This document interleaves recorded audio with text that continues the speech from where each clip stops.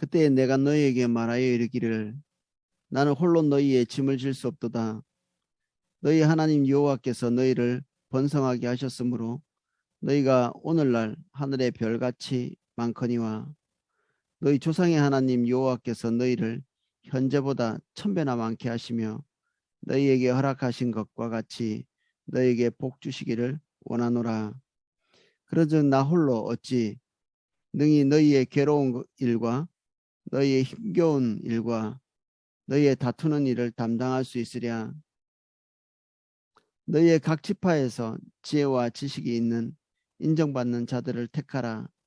내가 그들을 세워 너희 수령을 삼으리라 한즉 너희가 내게 대답하여 이르기를 당신의 말씀대로 하는 것이 좋다 하기에 내가 너희 지파의 수령으로 지혜가 있고 인정받는 자들을 취하여 너희의 수령을 삼고 각 지파를 따라 천부장과 백부장과 50부장과 10부장과 조장을 삼고 내가 그때에 너희 재판장들에게 명하여 이르기를 너희가 너희의 형제 중에서 송사를 들을 때 쌍방간에 공정히 판결할 것이며 그들 중에 있는 타국인에게도 그리할 것이니라.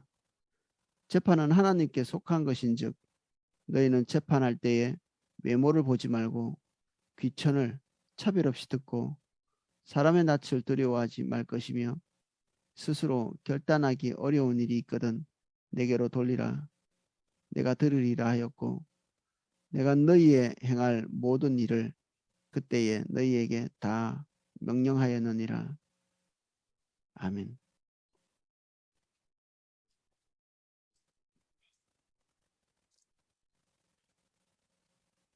내용을 살펴보겠습니다. 그때 내가 너희에게 말하여 이르기를 나는 홀로 너희의 짐을 질 수 없도다. 여기서 그때는 시내산에 있을 때죠. 광야에 있을 때 이드로의 그 제안, 모세의 장인인데 모세가 하루 종일 그 송사에 매달려 있는 것을 보고 감독자들을 따로 세우고 관리들을 세워서 그들이 재판하게 하고 최후에 이제 풀리지 않는 것들만 이렇게 모세가 풀 수 있도록 이렇게 제안을 합니다. 아마 이드로는 광야에서 생활에 익숙한 사람이라 원래 거기 살던 사람이니까 이스라엘 사람들은 이집트에서 살았죠. 그 생활 방식이 광야에서 사는 것에 익숙하지 않은 그런 사람이죠. 이드로는 광야에서 사는 것이 익숙하고 아마 나이가 많았던 것 같습니다. 그래서 그의 의견을 받아들여서 이 짐을 나누어지는 것을 결정했죠. 이 세 가지가 이렇게 이런 일을 하는데 영향을 줍니다. 이드로의 충언이라고 할까? 이드로의 충언과 그리고 모세의 결단. 자기 혼자서 모든 것을 결정 내리면 이제 마음은 편하겠죠. 그리고 덜 불안할 것이고 그리고 자기가 원하는 길에 대한 그 자기도 모르는 애착 같은 것들이 있을 거거든요. 자기가 원하는 대로 할 수 없다는 것은 되게 불안한 감정을 가져다 주죠. 그리고 우리를 불편하게 하지 않나요? 우리가 누군가에게 일을 맡기면 우리가 원하는 대로 안 될 것에 대한 두려움, 공포감 이런 거 있지 않나요? 그리고 불쾌한 감정이 있고 그래서 그 며느리하고 시어머니가 같이 살림을 하면 주방을 같이 쓰지 않는다고 뭐 제가 어디서 들었는데 이게 서로 주방을 정리하고 그 그릇 놓는 위치나 뭐 이런 것까지도 이게 자기가 원하는 곳에 원하는 방식대로 하지 못하면 이제 마음이 힘든 거죠. 주방 안에 있는 시스템도 우리가 원하는 대로 안 될 때 불편한데 국가 전체에 대한 일 이런 것들이 내가 원하는 대로 되지 않을 수 있다는 가능성을 내포하면서 뭔가 맡기는 게 쉽지 않겠죠. 그래서 끝까지 탈진할 때까지 그걸 자기가 붙잡고 있을 수밖에 없죠. 그래서 위임이라는 것이 머리로 생각할 때는 되게 쉬운 것 같은데 이게 잘 되어지지 않습니다. 하나님 앞에서 자기 자신이 가지고 있는 절대성을 내리지 않으면 이제 어렵죠. 자기 자신이 뭐 신이라 이런 얘기가 아니라 자기가 볼 때는 자기 자신이 결정하는 것이 최선이라고 생각이 들거든요. 우리 인간은 객관성을 벗어날 수 없는 그런 존재죠. 객관성, 주관성을 벗어날 수 없는 존재입니다. 우리가 보는 견해, 이게 뒤틀릴 때부터 우리 마음이 불편하거든요. 그래서 하나님께서 우리에게 오셔서 우리의 생각을 변화시키려고 시도하실 때 우리는 그것도 사실은 불편한 마음을 가지고 반응할 수 있습니다. 사람과 관계도 그보다 더하죠. 어떤 사람 때문에 우리가 원하는 것들을 하지 못하고 휘고 뒤틀릴 때 우리 마음이 불편해지는데 이런 부분들을 극복하지 않으면 나라나 더 큰 규모의 일들이 적정한 사람들에게 이렇게 가기는 어렵겠죠. 나누기가 어렵습니다. 유능한 사람일수록 더 함정에 빠질 가능성이 많죠. 나폴레옹이 초기에는 승승장구했지만 끝에 이 위임의 문제를 제대로 하지 못해가지고 전쟁에 패배하게 되는 중요한 원인이 됐다고 하거든요.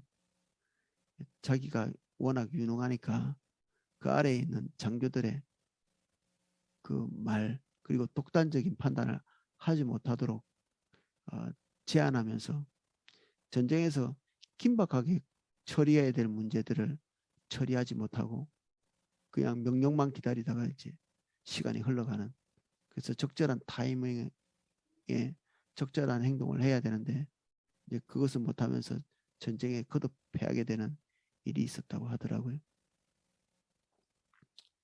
그래서 어제 또 다른 사람의 의견을 듣는 것, 이 교회도 그렇게 구조가 돼 있죠. 제일 믿음 좋은 담임 목사님 혼자 모든 것을 독단적으로 결정하도록 구조가 그렇게 돼 있지 않고요. 중요한 일일수록 많은 사람들이 모여서 결정하는 이런 시스템으로 되어 있습니다. 한 사람이 결정하는 것은 오류 가능성이 되게 많습니다.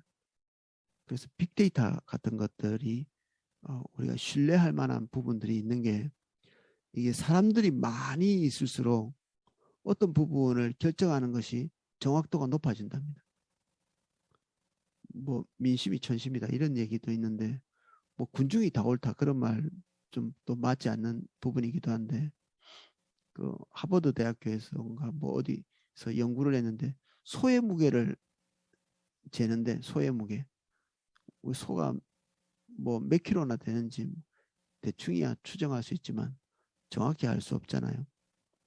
그런데 그것을 각자 개별적으로 재었을 때는 거의 이렇게 맞추지 못했답니다. 그런데 10,000명 그리고 10만 명 이렇게 많은 사람들이 그 소의 무게를 추정하고 그것을 사람 숫자대로 평균을 나누어 봤더니 거의 끝단위까지 소수점까지 정확도가 이렇게 있는, 그래서 이게 빅데이터 같은 거 많은 사람들이 가지고 있는 정보들이 모여 있는, 그리고 통계 같은 것들을 이렇게 수집하는 이런 것이 나름 신빙성이 있는 거죠. 뭐 그런 것까지 생각을 안 해도 우리가 교회 안에서 뭔가를 이렇게 결정할 때 각자가 가지고 있는 고집스러운 생각들이 서로 충돌할 수도 있겠죠. 근데 교회는 다수의 사람들에 의해서 결정되어지는 이런 의사결정 기구가 아니고 하나님의 뜻을 분별해서 주님이 주도해 나가셔야 되잖아요. 아까 제가 말씀드렸던 것은 우리가 가지고 있는 도덕성 그리고 이성 이런 생각들이 많이 모여서 우리들의 생각을 중에 뭐 최대다수 최대행복처럼 될 수 있는 대로 많은 사람들이 동의하는 길로 가자. 지금 이런 얘기를 하고 있는 게 아니라 우리가 각자가 하나님의 뜻을 분별할 수 있는 능력들을 보유하고 그래서 모든 사람들이 하나님께서 지금 우리 가운데 무엇을 결정하기를 원하시는지를 분별하는 거죠. 결국 모세가 통치하는 게 아니라 하나님께서 통치하려고 하시는 거잖아요. 왕이 통치하시는 것이 아니고 제사장이 뭔가를 끌고 가는 게 아니라 하나님께서 백성들에게 하나님의 뜻을 통해서 하나님의 뜻을 관철하려고 하시는 거니까 우리가 해야 될 일은 주의 뜻이 무엇인지를 분별하는 거죠. 모든 사람들이. 그것을 분별하는 과정도 우리 각자 개인들이 모여있는 이런 분별력, 다수의 분별력 이걸 필요로 하는 거죠. 지금 모세는 자기가 풀어갈 수 없는 역량 바깥에 있는 문제와 씨름했었던 이야기를 하고 있습니다. 자기가 혼자 다 풀어갈 수 없었던 시점에 다른 사람의 역량이 주님 옆에 있을 거라는 것을 기대하는 이것도 좀 쉽지 않은 것 같아요. 내가 주님 앞에 서 있는 것처럼 다른 사람도 주님 앞에 서 있을 거라고 믿는 것.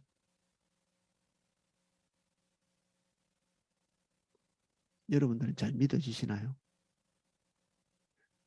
나는 나를 이렇게 판단할 수 있잖아요. 내가 하나님 앞에 좀 제대로 가지 못하고 있어. 뭐 이렇게 판단할 수 있고 내가 주님께 더 서야지. 근데 타인이 저 사람도 하나님의 인도를 따라가고 있어라고 인정할 때 위임이 가능할 것 같아요. 그리고 협력이 가능하고 저 사람은 하나님 뜻대로 가는 것이 불가능해. 주님과 관계가 멀어. 이렇게 내적으로 이렇게 생각하고 있으면 협력은 불가능하고 심지어 사단인 것처럼 사단의 생각대로 하고 있는 것처럼 이렇게 덮어놓고 생각하면 이제 그 사람과는 담 쌓을 수밖에 없죠. 담을 쌓을 수밖에 없습니다. 그 사람하고 같이 있으면 나도 주님 못 따라갈 텐데 담이라는 것이 그렇게 해서 생기는 것 같아요. 교회 안에서도 상대방이 주님의 올바른 길로 가고 있다는 사실을 불신할 때 담을 쌓을 수밖에 없죠.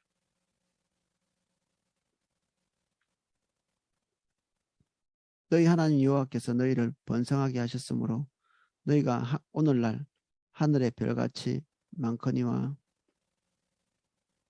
너희 조상의 하나님 여호와께서 너희를 현재보다 1000배나 많게 하시며 너희에게 허락하신 것과 같이 너희에게 복 주시기를 원하노라. 사람이 많으니까 힘들었을 것 같지 않나요? 이스라엘 백성들이 소수였으면 이 모세가 힘들지 않았겠죠. 많았기 때문에 힘든 것이고 사람이 많으면 풀어야 될 문제들도 많죠. 그래서 작은 거 작은 거 작은 거 하는 거죠. 교회도 많아질수록 개인의 혜택이 줄어들지 않나요? 그래서 개척교회만 찾아 들어가는 사람들도 있죠.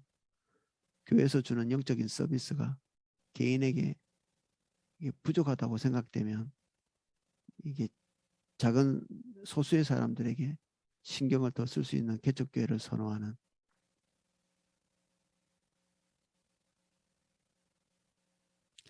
동기가 올바르진 않죠. 그렇게 자기가 봉사하기 위해서 개척교회로 간다 보다는 그런 의도를 가지고 머물러 있다면 심지어 그 외국에 있는 어떤 교회는 그 교회에서 주는 마지막 혜택을 누리기 위해서 다른 사람이 오는 것 자체를 싫어하는 오래된 교회일수록 새로운 신자들이 더해졌을 때의 그 불편함을 견디지 못하는 조금만 그 종교적인 데서 이탈한 행동 양식을 보이면 그 사람들이 그 가치 있는 것 자체를 힘겨워하기도 하고, 아버지의 마음을 모르면 우리 안에 그런 마음이 깃들 수 있을 것 같아요. 우리 식당 같은 데 가면 그 아르바이트가 있잖아요. 손님이 오면 좋아할까요? 싫어할까요? 사장님은 너무나 좋아하겠죠. 근데 아르바이트는 어, 종종 이제 귀찮은 거죠. 손님 많이 오는 것 자체도. 일할 것만 많아지니까. 뭐 손님 많이 온다고 월급 많이 주는 건 아니니까. 주인의 마음을 공감하지 못하는,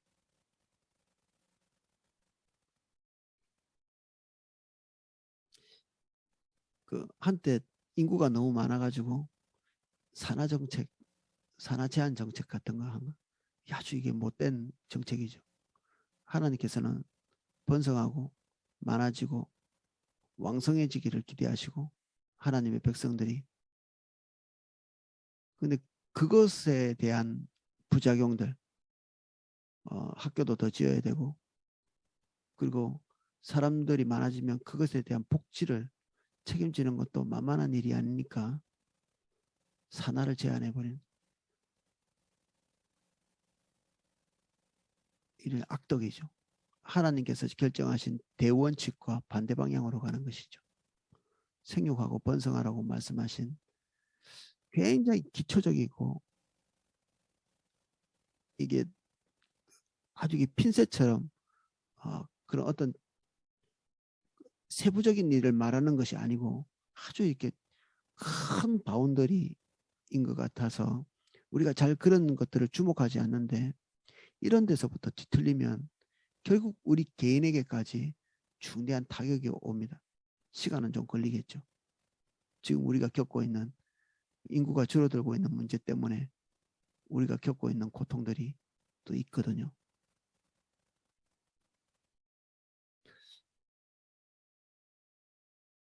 그래서 여기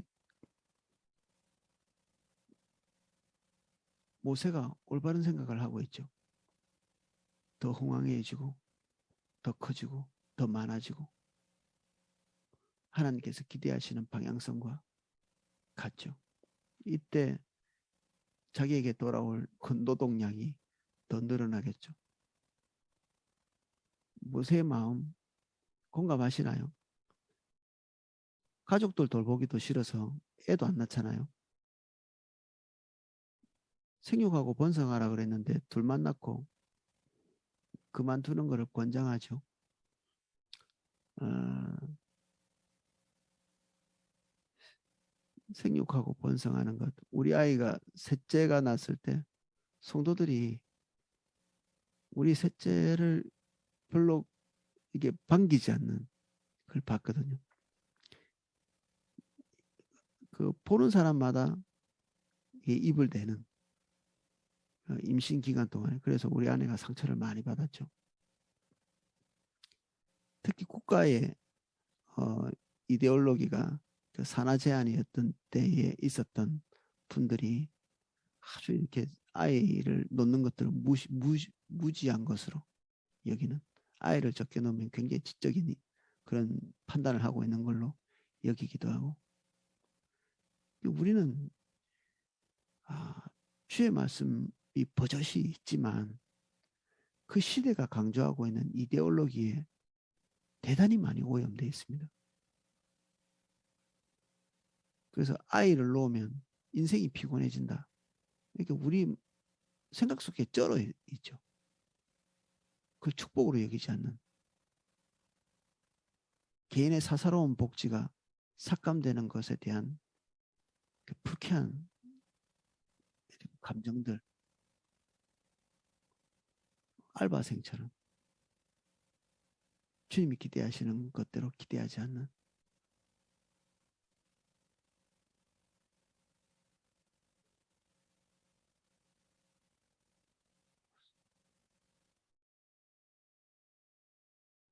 그래서 우리의 생각들을 이렇게 완벽하게 전환해 나가는 과정들이 이렇게 우리에게 필요합니다. 그래서 완전한 진리나 그리고 지금 교회에서 선포되고 있는 주일에 선포되고 있는 이런 종류의 메시지들 이것을 우리가 유심히 들을 필요가 있습니다. 이건 사고나 가치에 대한 기준들을 세우는 거기 때문에 지금 우리가 메시지에 감동할 때가 아닙니다. 우리가 그동안 은혜 받았습니다라는 말이 진짜 은혜가 아니었고요. 마음의 감동을 그냥 은혜 받았다고 얘기하는 건데 그런 감동에 은혜 받은 게 아니고 우리의 마음에 공감이 됐다 이런 얘기입니다. 우리 마음에 공감이 됐다고 진리인가? 아니 진리 아닙니다. 우리의 마음의 공감은 육신적인 것에 대해서 말할 때 더 많이 공감하죠. 지금 주위에 선포되고 있는 그 말씀에 대해서 우리가 좀 집착할 필요가 있습니다. 매주 올려주시는 그 설교 본문도 좀 복사를 해가지고 뒤에 좀 자세히 꼼꼼히 살펴보는 주일날 한번 들었지만 다시 이제 글자를 인쇄해가지고 보면 또 이제 새롭게 와닿는 것들이 있으니까 다시 문자로 된 것들 다시 살펴보는 좀 부지런함이 필요할 것 같습니다. 우리에게.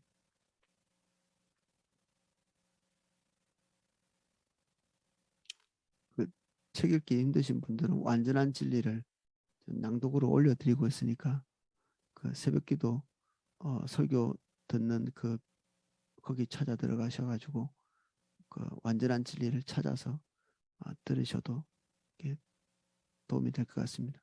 그래서 우리 머릿속에 있고 생각하는 것들이 지금 정확한 방향으로 판단하고 있을 거라는 것을 조금 의심하셨으면 좋겠어요. 의심. 자기 생각을 의심하는 것. 내 생각은 지금 올바로 생각하고 있을 거라는 이런 가정이 있으면 이제 배울 필요도 없죠. 뭐 생각을 잘 하고 있는데 우리는 우리 생각을 믿잖아요. 그러면 좀 위험합니다. 우리 생각을 믿으면 위험하다. 우리 생각을 의심을 해야지. 하나님의 말씀은 의심해서는 안 되는데 우리의 종교적인 경향성은 반드시 의심해야 됩니다.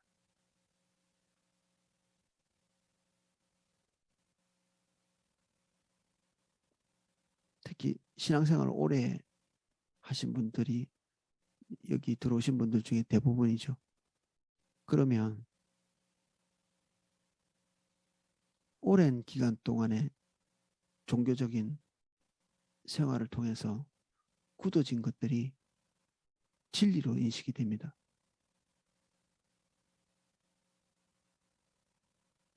옳지 않은데 느낌상 친숙한 것이 옳은 것처럼 친숙한 것은 옳은 것은 아니거든요.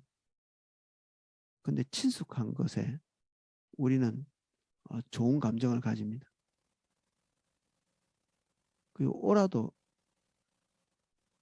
그것이 새로운 것이면 우리가 불편하죠. 그래서 거절하기 쉽습니다. 이게.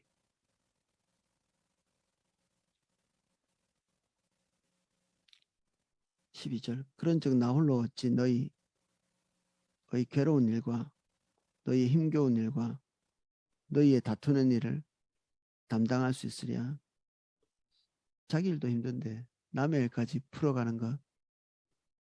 예, 주님이 타인의 삶에 개입하는 것 원하실 때 우리가 순종해서 가야 되겠죠. 모세는 이런 것들 때문에 거의 탈진할 지경이었는데 그래서 상대방에 대해서 벽을 쌓는 것이 아니라 하나님께서 돌파구를 주셨죠. 위임과 그리고 협력을 통해 가지고 이 문제를 타개하고 있습니다.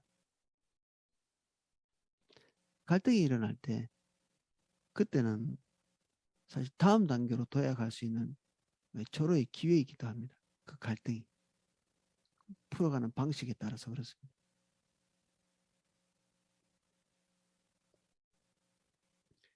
너희의 각 지파에서 지혜와 지식이 있는 인정받는 자들을 택하라. 내가 그들을 세워 너희 수령을 삼으리라 한즉, 이게 출애굽기 18장에 나오는 것들이 여기에 간략하게 설명되어 있는 건데, 출애굽기는 세 가지 이 조건을 보고 이 수령들을 뽑으라고 말하고 있습니다. 첫 번째 제일 중요한 게 하나님을 경외하는 자입니다. 하나님을 경외하는 것.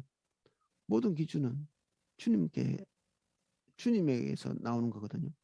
모든 선한 것, 옳은 것. 지금은 법 자체가 상대적인 걸로 되어 있습니다.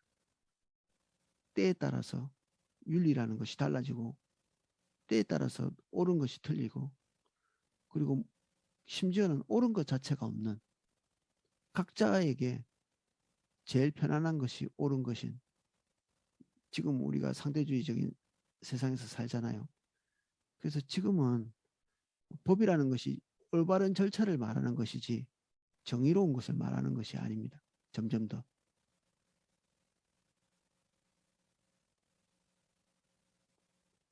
그래서 하나님을 경외하는 것, 우리에게는 절대적인 기준이 있어. 여기에서부터 출발하는 것이 상식적일 수도 있는데 지금 점점 상식적인 것이 아닙니다. 그런 게 어디 있어. 그래서 우리에게 중요한 영향을 끼칠 수 있는 사람일수록 절대적인 것을 믿는 자, 기준이 있다는 것을 시인하는 자, 그러한 사람을 세워야 되겠죠. 모든 것이 상대적이고 절대적인 것이 없고 유물론적이고, 이런 사람이 서면 당연히 뭐 하나님 안 믿는 게 당연하지만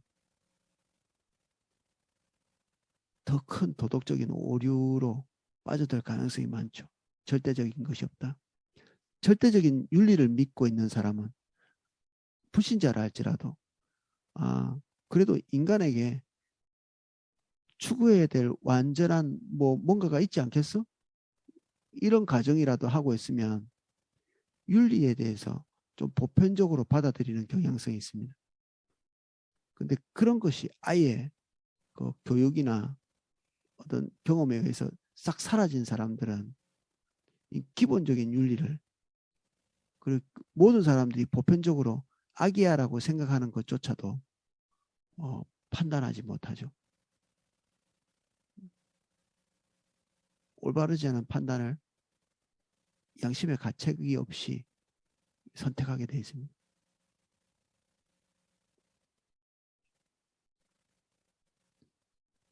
출애굽기에 나오는 두 번째는 거짓 없이 진실한 자, 거짓이 없는 것, 거짓말하지 않는 것.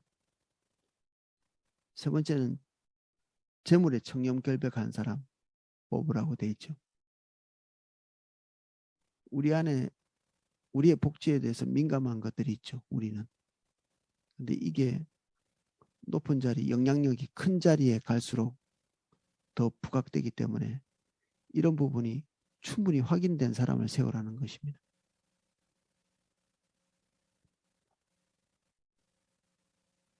14절, 너희가 내게 대답하여 이르기를 당신의 말씀대로 하는 것이 좋다.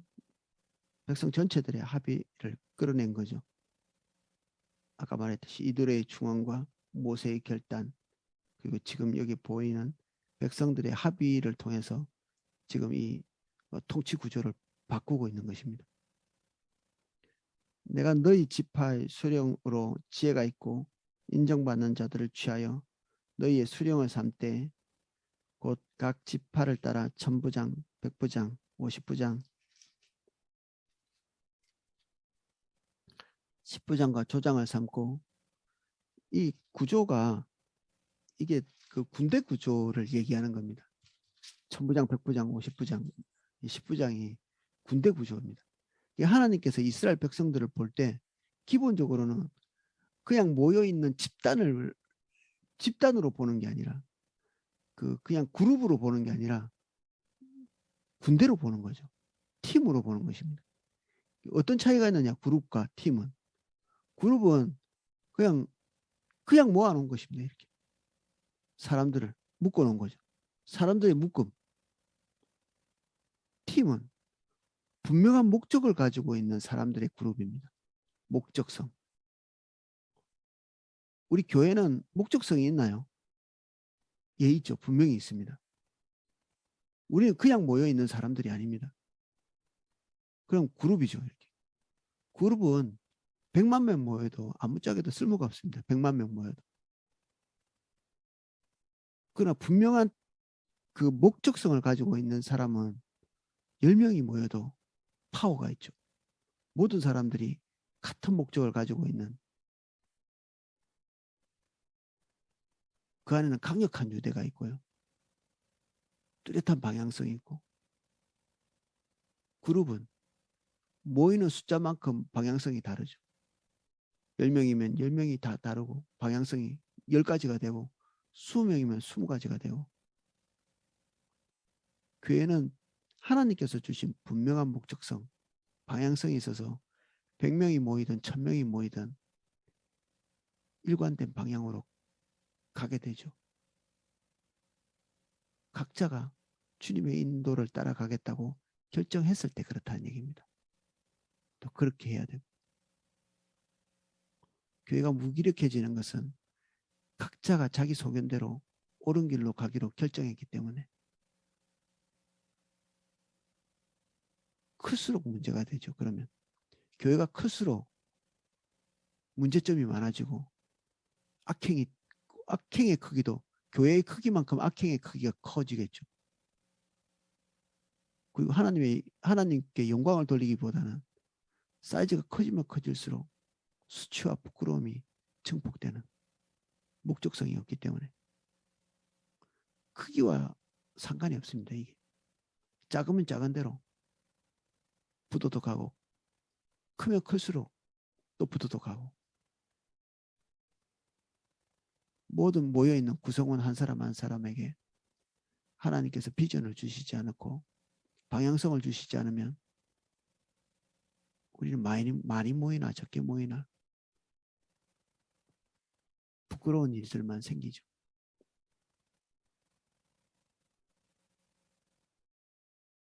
군대 조직이다. 교회는 어떤 호전성을 가지고 있다. 이런 얘기를 하는 게 아니고 분명한 목적성을 가지고 있다는 얘기를 하는 것입니다.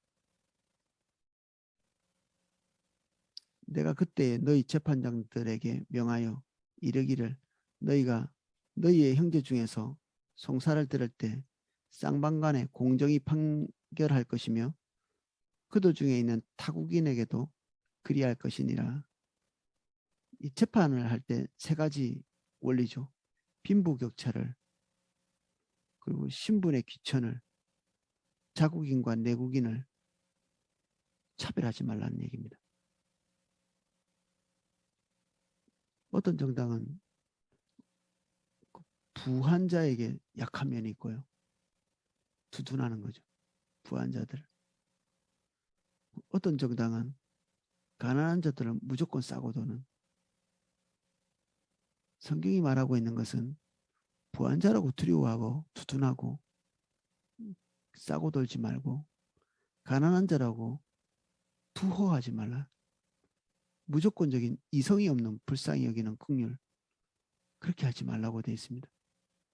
공정, 이게 신적인 공정입니다. 이게 어떤 우리의 마음에 있는 감정대로 뭔가를 결정하는 게 아니라 하나님께서 세우신 절대적인 기준 앞에서 이 사람들을 세우라는 것이고, 이거를 한마디로 딱 요약한 것이 재판이라는 것이 하나님께 속해 있다. 17절에 기록된 것입니다. 재판은 하나님께 속한 것인즉, 지금 신께서 하셔야 될 일을 우리가 대리하고 있는 거기 때문에, 우리가 뭔가를 판단할 때, 시시비비를 가릴 때 우리의 팔이 안으로 굽는 성향을 극복하고 하나님께서 원하시는 절대적인 기준에 맞춰서 잣대를 갖다 대야 되는 거죠. 옳은가 그런가? 오죽하면 그랬겠냐. 뭐 이런 식의 생각을 해서는 안 되는 거죠. 재판관이면 자기 자식이 범죄를 했더라도 그게 상응하는 대가를 지불하도록 만들어야 되는 것이고, 눈앞의 이득을, 자기 편견을 가지고 좌우되면 안 되죠. 신분의 귀천, 그리고 우리는 어떻습니까? 자국인과 외국인에 대해서 똑같이 재판해야 된다는 걸 우리 감정이 어떤 식으로 생각하나요? 중국 사람, 베트남 사람, 백인, 흑인, 이 사람들이 우리 가운데 살 때 우리는 좀 백인에 대해서는 우호적이고 흑인이나 동남아 사람들을 깔보는, 고대 사회에서는 내국인과 외국인의 차이가 분명했습니다. 이 성경에 나와 있는 이런 기준은 고대 사회에서는 없던 것입니다. 이 기준에 사람으로부터 나오지 않았다는 증거이죠. 우리는 우리의 객관성을 의심해야 됩니다. 아까도 계속 말하고 있는 건데, 우리는 주관적으로 생각하는 사람들입니다. 기본적으로. 우리 중심적으로 생각하고 우리 경험치에 따라서. 그래서 그것을 믿으면 안 됩니다. 그래서 하나님의 말씀을 반복적으로 묵상하고 우리의 머리로 그것을 지각할 수 있도록 때로는 외우기도 하고 반복적으로 읽으면서 하나님께서 왕들에게 요구하신 그 네 가지 중에 하나, 반복해서 읽어라. 반복해서 성경을 반복해서. 한 번 읽었다고 성경이 떼지는 것도 아니고 100번 읽었다고 떼지는 것이 아니고, 읽었다는 것 그 자체로 우리를 안심하게 할 수는 없죠. 우리가 근심과, 이 근심이라는 것은 우리 사사로운 그 복지를 위해서 근심하는 게 아니라 하나님의 뜻대로 판단하지 못할까봐 염려하고 근심하는 자세, 나 자신을 신뢰할 수 없기 때문에. 세상에 누구를 믿을 수 있습니까? 믿어주는 거지. 사랑하니까. 자식도 나가면 뭐 무슨 짓을 하는지, 나 없을 때. 그렇지만 사랑하니까 믿어주는 거잖아요. 우리 자신도 우리의 경향성대로 가기 쉽기 때문에 하나님의 말씀을 계속 우리 눈앞에 두는 것이 안전합니다.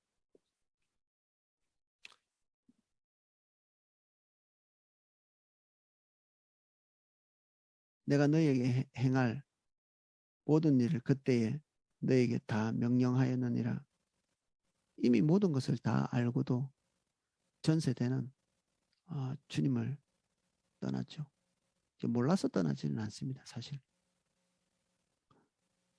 주님 뜻대로 가기 원하는 사람은 반복해서 말씀을 사모하고 주님 뜻이 무엇인지 알지만 내 것이 내려지지 않았다면 그것을 항상 두 번째 자리에 가 있죠. 두 번째 자리.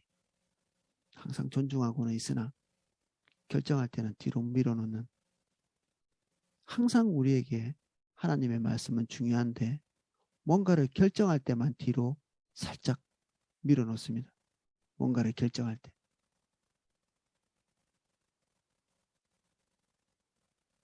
뭔가를 결정해야 될 순간이 아니라면 항상 하나님의 말씀은 우리에게 소중하죠. 근데 그러면 무익합니다. 하나님께나 우리에게나 교회 공동체나 항상 뭐든지 결정의 순간에 우리의 결정의 방향을 판가름 짓는 그것이 나입니다. 오늘은 여기까지 살펴보겠습니다. 기도하겠습니다.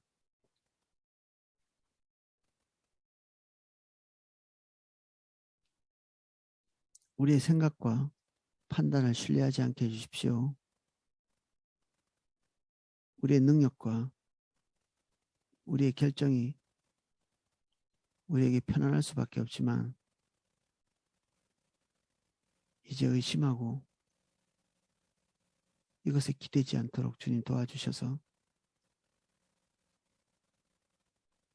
유일하게 붙잡을 수 있는 하나님의 말씀과 하나님의 기준, 하나님의 의도, 이것에 매일매일 창념할 수 있도록 주님 도와주십시오.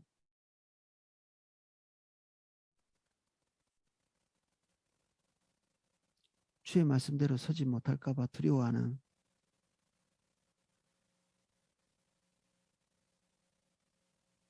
주님, 우리의 판단 속에 찾아와 주셔서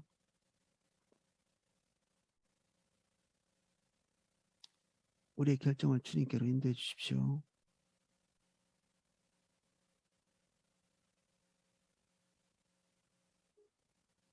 대한민국을 예수님 이름으로 축복합니다.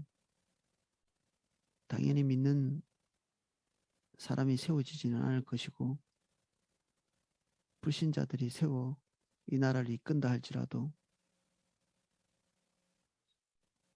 절대적인 기준을 믿는 자가 설 수 있도록 주님 도와주시고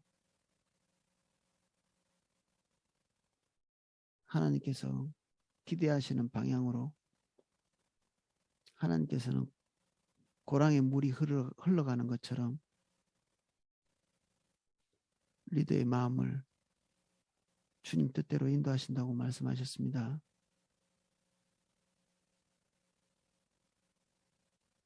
그것에 반응할 수 있는 사람들을 세워주시고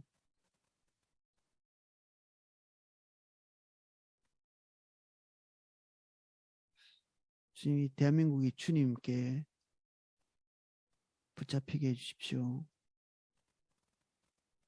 주님께 더 근접하는 나라가 되게 해주십시오. 우리 교회가 기도하게 해주시고 우리 교회가 교회의 기능을 하게 하시고 믿는 자가 믿는 자의 기능을 하게 우리 마음대로 살지 않게 해주십시오. 예수님 이름으로 기도합니다. 아멘.